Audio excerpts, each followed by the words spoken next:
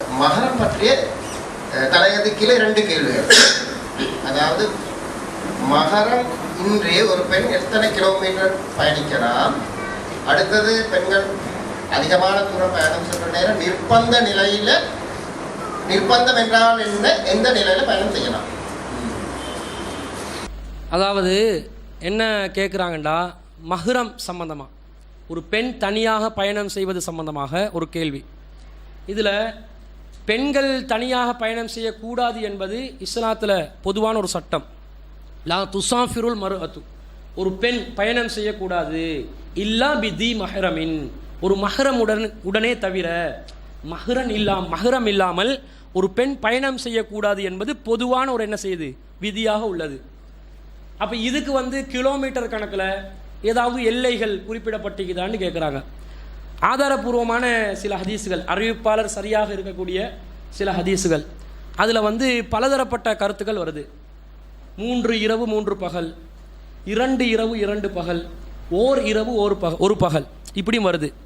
அப்போ 3 நாள் 2 நாள் 1 நாள் மஹ்ரம் இல்லாமல் பெண்கள் பயணம் செய்யக்கூடாது என்றாலும் 3 இரவு 3 பகல் என்ன செய்யலாம், பயணம் செய்யலாம், இப்படி ஒரு செய்தி. மஹ்ரம் இல்லாமல் பெண்கள் பயணம் செய்யக்கூடாது என்றாலும் 2 இரவு 2 பகல், ஓரிரவு ஒரு பகல், இப்படி 3 2 1 வித்தியாசமாக ஹதீஸுகள் வருது. எல்லாமே சஹீஹான ஹதீஸுகள். இப்போ இந்த ஹதீஸுகளை ஆய்வு செஞ்சு பார்க்குற இடத்துல ஆரம்பத்தில் நாங்கள் பேணுதல் காரணமாக 3 நாட்கள் கூட எடுக்கலாம் என்ற மாதிரியெல்லாம் யோசித்து பார்த்தோம். ஆனால் இந்த ஹதீஸுகள் நாங்கள் ஒன்றை விட்டோம் என்றா ஒரு செய்தியை ஏற்றுக்கொண்டு இன்னொரு செய்தியை மறுத்த குற்றம் வந்துடும். அதனால் மேலதிகமாக இந்த ஹதீஸுகளை ஆய்வு செய்யணும் என்று ஒரு முடிவுக்கு வர்றோம். முதலாவது மஹ்ரம் இல்லாமல் பயணமே செய்யக்கூடாதுன்னு வருது. இரண்டாவதாக வரக்கூடியது விதிவிலக்காக கால அளவு சொல்லப்படுது. 3 விதமான கால அளவுகள். அப்போ அதில் எதை ஏற்றுக்கொள்வது என்றதில் பிரச்சனை வருது.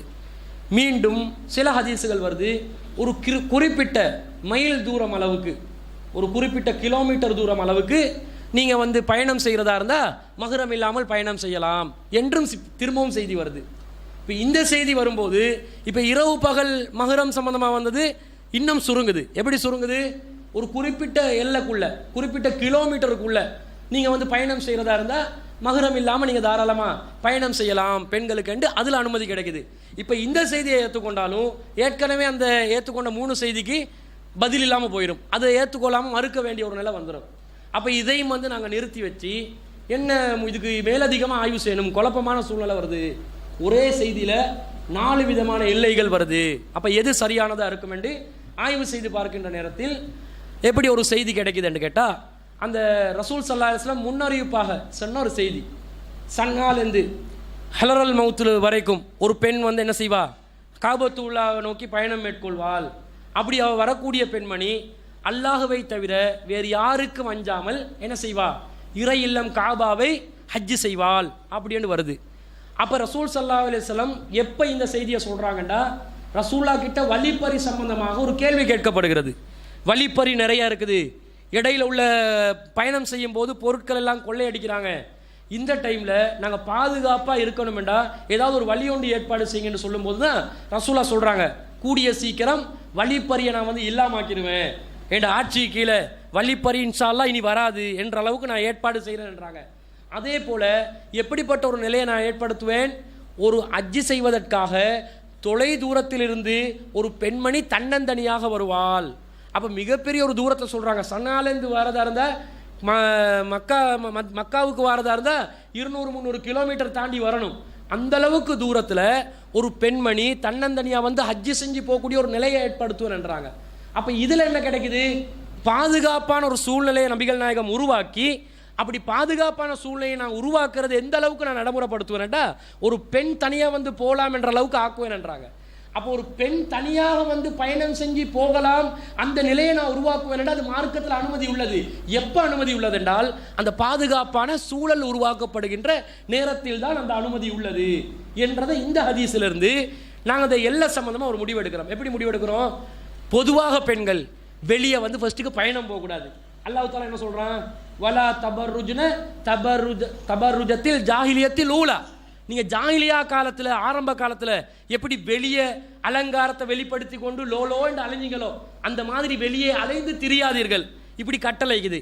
அப்படியே வெளியே போக வந்தாலும் அலங்காரங்களோட அலங்காரங்களை தவிர்த்து கொண்டு நீங்கள் பணிவாக சாதாரண ஒரு நிலையில் ஒரு மகுரமோடத்தான் நீங்கள் என்ன செய்யணும், வெளியே போகணும். ஒரு சூழல் வரும் என்றால் தனியாகவே போகலாம், பாதுகாப்பான சூழ்நிலை, எனக்கு பாதுகாத்து கொள்ள வேண்டிய ஒரு நிலை ஏற்பட்டு இருக்குது, சுற்றுச்சூழல் அழகா இருக்குது, எந்த பிரச்சனையும் இல்லைன்ற ஒரு நிலைமை வந்தால் தனியாக கூட நீ என்ன செய்யலாம், போயிட்டு வரலாம் என்றது தான் இந்த ஒட்டுமொத்த ஹதீஸ்ல இருந்து நாங்கள் விளங்கக்கூடிய விளக்கம். அந்த அடிப்படையில் பாதுகாப்பான சூழல் இருந்தால் ஒரு பெண் தனியாக சென்று வரலாம். பாதுகாப்பான சூழல் இல்லையா பெண் போவே கூடாது. பாதுகாப்பான சூழல் இருந்தால் அமெரிக்காவுக்கு கூட போயிட்டு ஒரு பெண் வரலாம். பாதுகாப்பான சூழல் இல்லையா சிலாபத்திலிருந்து மாதம்பைக்கும் போகக்கூடாது. விளங்கிச்சா உங்களுக்கு? பாதுகாப்பான சூழல் இல்லை, அப்போ பெண்களை தனியாக அனுப்பாதீங்க என்று இந்த பாதுகாப்பை அடிப்படையாக வைத்து ஒரு முடிவெடுக்கப்படுகிறது. ஏனைய செய்திகள் எல்லாம் அறிவிப்பாளர் சரியாக இருந்தாலும் அந்த ஹதீஸுகள் ஒன்றுக்கொண்டு முரண்பட்டு நிற்பதனால் அந்த ஹதீஸுகளை நிறுத்தி வைக்கிறோம். அதை அமுல்படுத்த முடியாம முரண்பட்டு நிற்கிறது என்பதனால் அந்த ஹதீஸ்களை நிறுத்தி வைத்துள்ளோம்.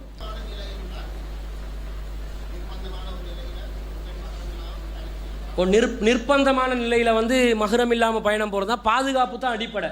பாதுகாப்பை பார்க்கணும். பாதுகாப்பு இல்லாத சூழ்நிலை, ஆனால் இந்த பெண் வெளியே போவாட்டி சாப்பிட்றதுக்கு வழி இல்லை, சாப்பிட்டு தான் ஆகணும், வேற வழி இல்லை. இந்த நிலையில் அந்த பெண் தான் வெளியே வேலைக்கு போகணுமா, அந்த பெண் தான் பயணம் மேற்கொள்ள வேண்டி வருதா, அந்த நிலை தான் நிர்பந்தமான நிலை. பொதுவாக நிர்பந்தம் என்பது உயிர் வாழ்வதற்கு உணவு கூட கிடைக்காத அளவுக்கு ஒரு நிர்பந்தம். உயிர் வாழ்வதற்கு உணவே இல்லாத ஒரு நிலையில் இருக்கிறோம் என்றால் இந்த டைமில் மார்க்கம் சில வரையறைகள் வச்சுக்குமே, அந்த வரையறைகள் எல்லாம் என்ன செய்யப்படும், அது ரத்து செய்யப்பட்டு விடும். தடுக்கப்பட்ட காரியங்களும் உங்களுக்கு ஆகுமானதாக ஆகிவிடும். அப்போ ஆகுமானதாக ஆகிவிடும் என்றதுனால நேரடியாக மார்க்கம் தடுத்துக்கிற போதைப் பொருளெல்லாம் பயன்படுத்தலாம் என்றதில்லை, வேறு வழி இல்லை. எனக்கு தானா செத்ததை தான் சாப்பிட வேண்டிய ஒரு சூழ்நிலை, அதுக்காக இது தான் நிர்பந்த நிலைன்னு போயிட்டு சாராய கடையில் சாராயத்தை வாங்கி குடிக்கக்கூடாது. அந்த நிர்பந்தம் என்ன, எப்படி உயிர் வாழணும், உயிரை ஜீவிக்கிறதுக்கு ஒரு ஏற்பாடு செஞ்சு கொள்ளணும், அதுக்கு வெளியே கிளம்பி போகணும், உணவு சாப்பிட்றதுக்கு உணவு வேணும், வேற வழி இல்லை. அந்த நேரத்தில் தடுக்கப்பட்டதே கூடும் என்றால் பயணம் மேற்கொள்றதை இஸ்லாம் மூக்க நுழைக்குமா, நுழைக்காது. ஒரு பெண்மணி இத்தா காலத்தில் இருக்கும்போது நபிகள் நாயகத்தில் கேட்குறாங்க, அல்லாஹ்வின் தூதரே என்ன விவாகரத்து செஞ்சிட்டார் கணவன், நான் இப்போ இத்தால இருக்கிறேன், நான் வெளியேறி செல்லாவிட்டால் எனக்கு உண்பதற்கு வழி கிடைக்காது, நான் தான் சம்பாதிக்கிறதற்காக வெளியேறி செல்ல வேண்டும், நான் போகலாமான்னு கேட்குறாங்க. தாராளமாக போகன்றாங்க. கணவன் பொறுப்புல தான் மனைவி, இப்போ தான் கணவன் இல்லைன்னு ஆயிடுச்சு, நீ தன்னந்தனியாக வாழ்றாய், உன்னுடைய சூழ்நிலையில் நீ வீட்டுக்குள்ளே அடங்கி கிடக்க முடியாது, வெளியே போயிட்டு சம்பாதிக்கணுமா உழைக்கணுமா, நீ தாராளமாக போக வேண்டாங்க. அந்த அடிப்படையில் ஒருத்தர் இது போன்ற நிர்பந்தங்கள் ஏற்படும் போது தாராளமாக பாதுகாப்பற்ற சூழ்நிலைகளிலும் வெளியே பயணம் செய்கிறது மார்க்கம் அனுமதிக்கும்.